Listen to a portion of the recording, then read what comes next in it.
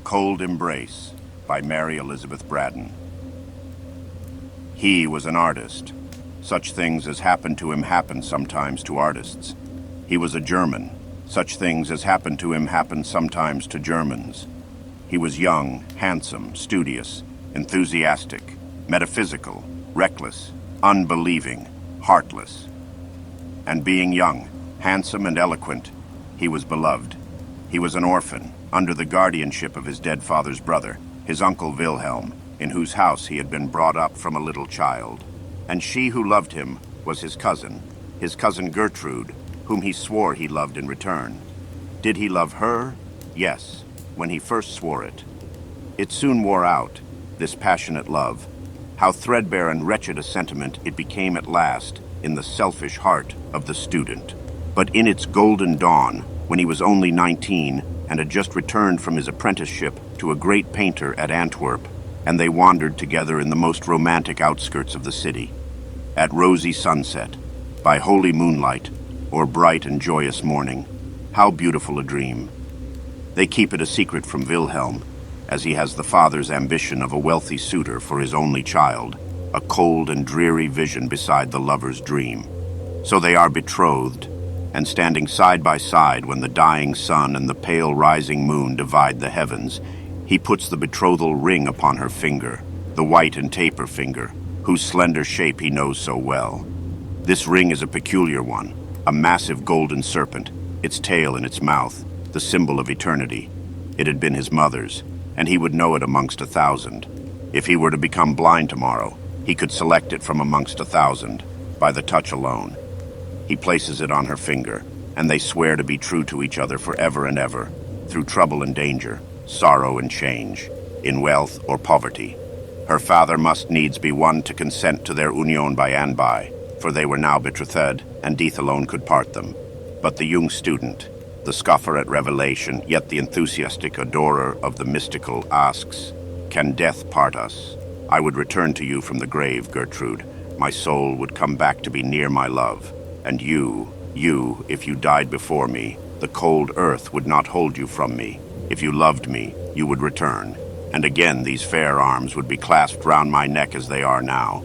But she told him, with a holier light in her deep blue eyes than had ever shone in his. She told him that the dead who die at peace with God are happy in heaven, and cannot return to the troubled earth, and that it is only the suicide, the lost wretch on whom sorrowful angels shut the door of paradise, whose unholy spirit haunts the footsteps of the living. The first year of their betrothal is past, and she is alone, for he has gone to Italy, on a commission for some rich man, to copy Raphael's, Titian's, Guido's, in a gallery at Florence. He has gone to win fame, perhaps, but it is not the less bitter. He is gone. Of course her father misses his young nephew, who has been as a son to him, and he thinks his daughter's sadness no more than a cousin should feel for a cousin's absence. In the meantime, the weeks and months pass. The lover writes, often at first, then seldom, at last, not at all. How many excuses she invents for him. How many times she goes to the distant little post office, to which he is to address his letters. How many times she hopes, only to be disappointed. How many times she despairs, only to hope again. But real despair comes at last, and will not be put off anymore. The rich suitor appears on the scene, and her father is determined. She is to marry at once. The wedding day is fixed, the 15th of June. The date seems to burn into her brain. The date, written in fire, dances forever before her eyes. The date, shrieked by the Furies, sounds continually in her ears. But there is time yet. It is the middle of May. There is time for a letter to reach him at Florence. There is time for him to come to Brunswick, to take her away and marry her, in spite of her father, in spite of the whole world. But the days and the weeks fly by, and he does not write. He does not come. This is indeed despair which usurps her heart and will not be put away. It is the 14th of June. For the last time she goes to the little post office. For the last time she asks the old question, and they give her for the last time the dreary answer, no, no letter. For the last time, for tomorrow is the day appointed for the bridal. Her father will hear no entreaties. Her rich suitor will not listen to her prayers. They will not be put off a day, an hour. Tonight alone is hers. This night, which she may employ as she will. She takes another path than that which leads home.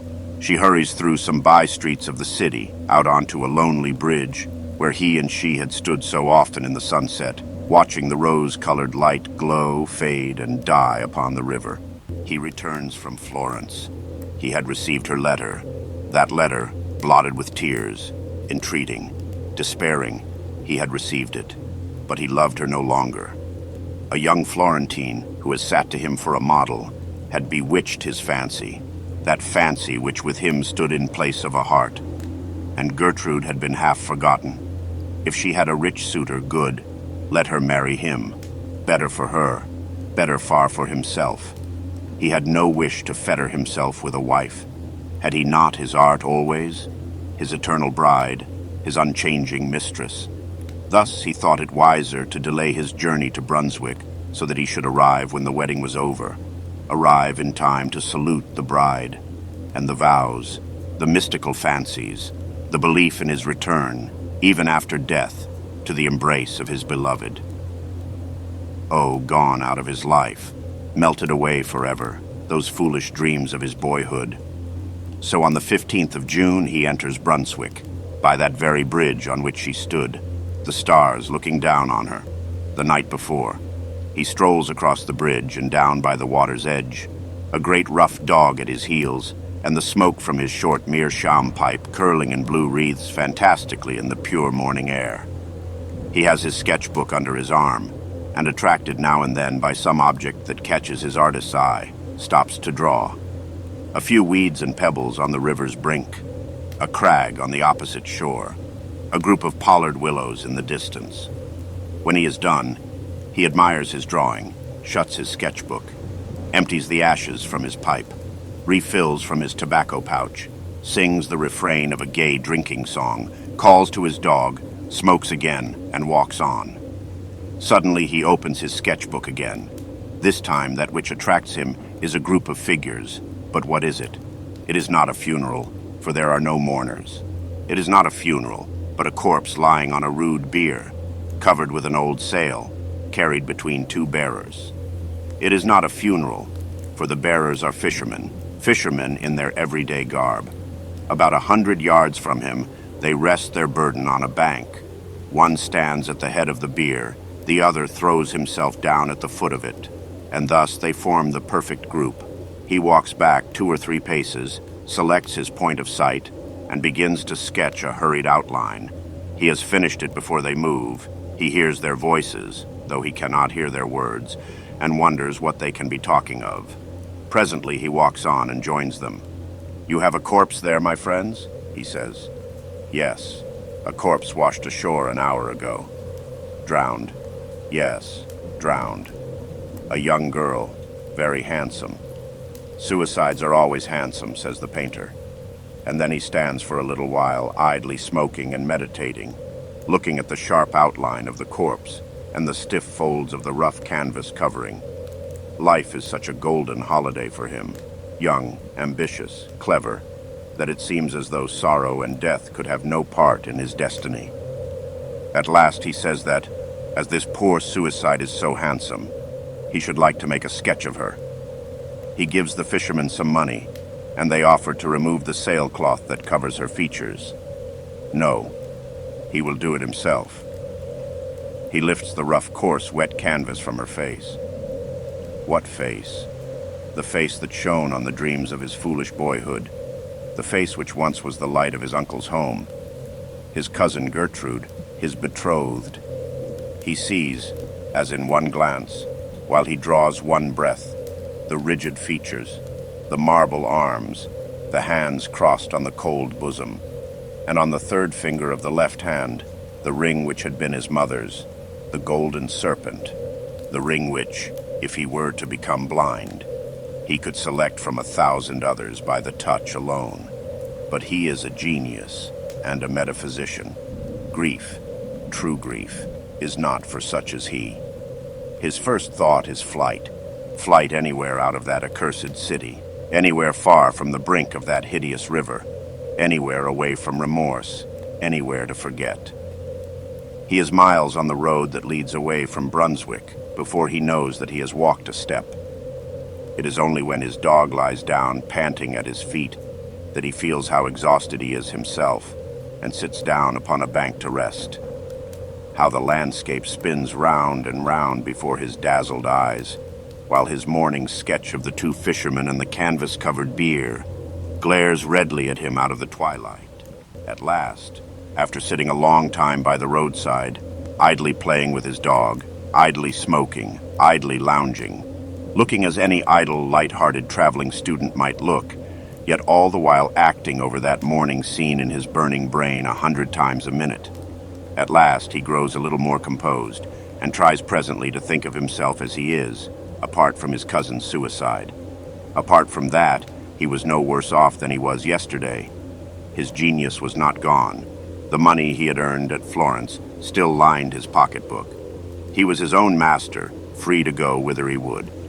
And while he sits on the roadside, trying to separate himself from the scene of that morning, trying to put away the image of the corpse covered with the damp canvas sail, trying to think of what he should do next, where he should go, to be farthest away from Brunswick and remorse, the old diligence coming rumbling and jingling along. He remembers it.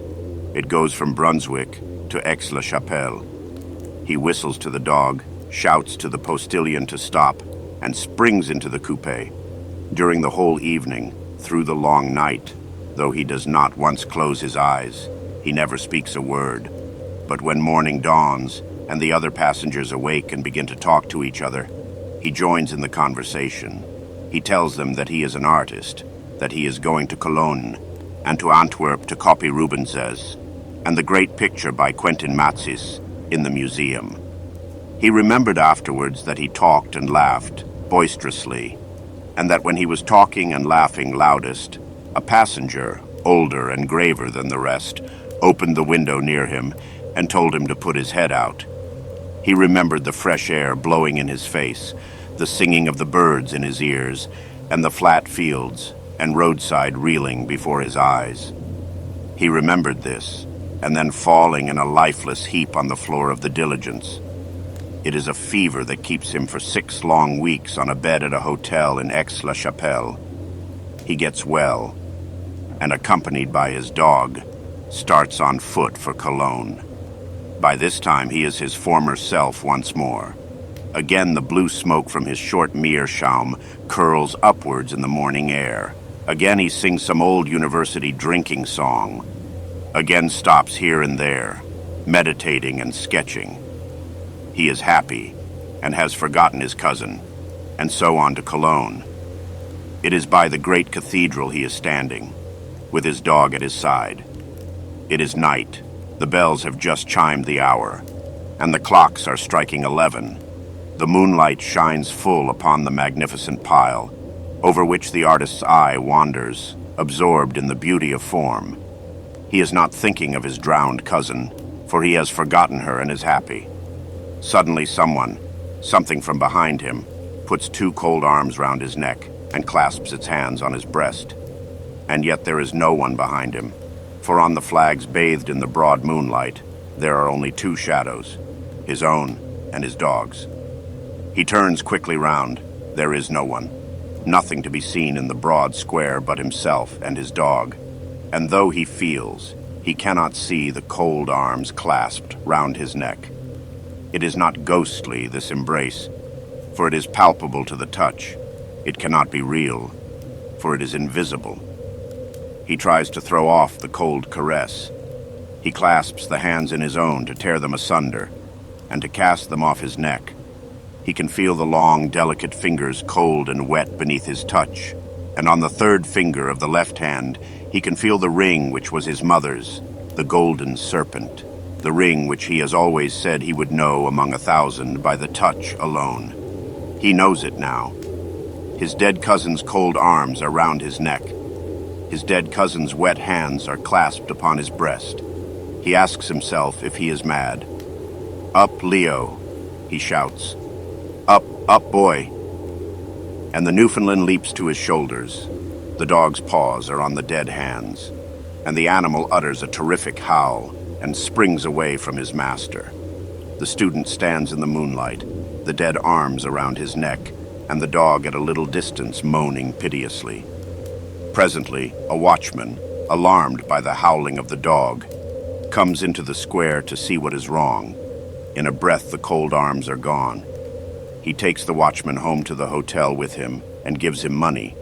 In his gratitude, he could have given the man half his little fortune.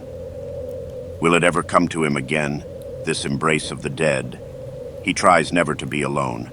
He makes 100 acquaintances and shares the chamber of another student. He starts up if he's left by himself in the public room of the inn where he's staying and runs into the street. People notice his strange actions and begin to think that he's mad. But in spite of all, he is alone once more. For one night, the public room being empty for a moment, when on some idle pretense he strolls into the street is empty too. And for the second time, he feels the cold arms round his neck. And for the second time, when he calls his dog, the animal shrinks away from him with a piteous howl. After this, he leaves Cologne, still traveling on foot, of necessity now, for his money is getting low. He joins traveling hawkers. He walks side by side with laborers. He talks to every foot passenger he falls in with, and tries from morning till night to get company on the road. At night, he sleeps by the fire in the kitchen of the inn at which he stops.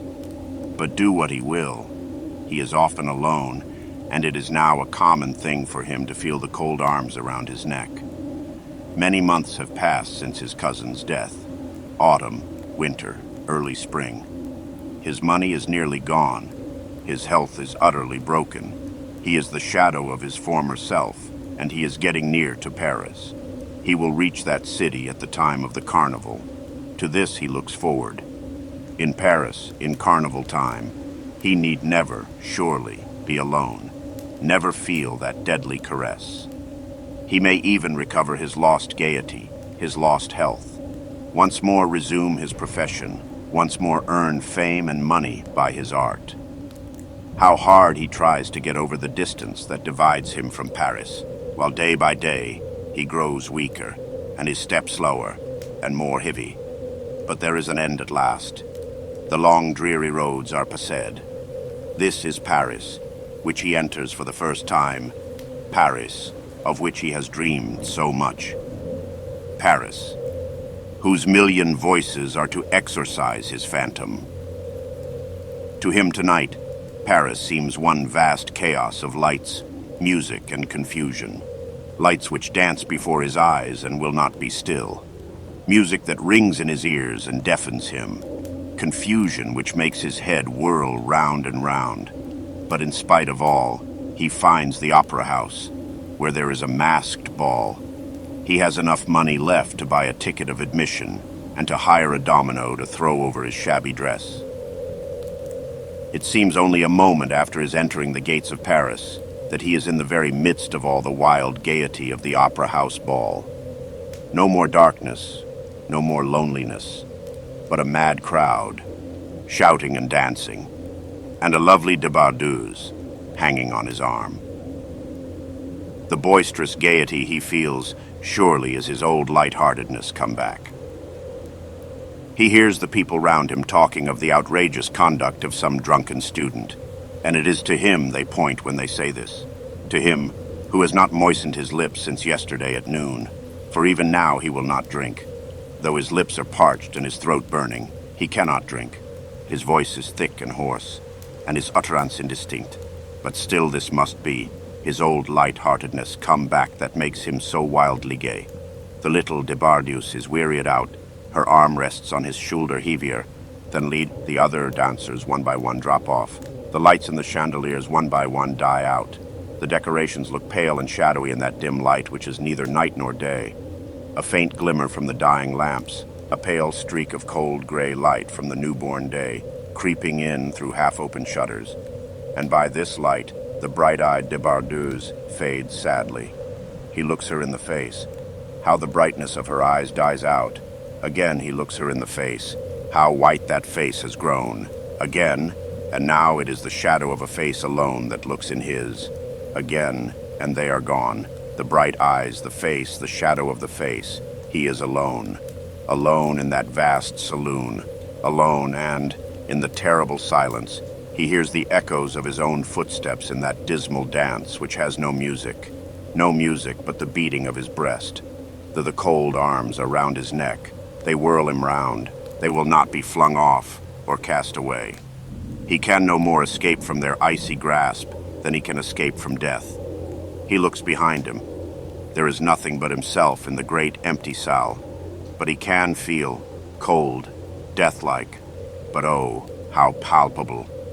The long, slender fingers, and the ring, which was his mother's. He tries to shout, but he has no power in his burning throat.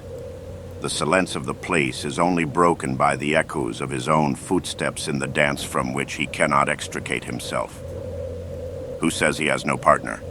The cold hands are clasped on his breast, and now he does not shun their caress. No. One more polka, if he drops down dead. The lights are all out, and half an hour after, the gendarmes come in with a lantern to see that the house is empty. They are followed by a great dog that they have found seated howling on the steps of the theater.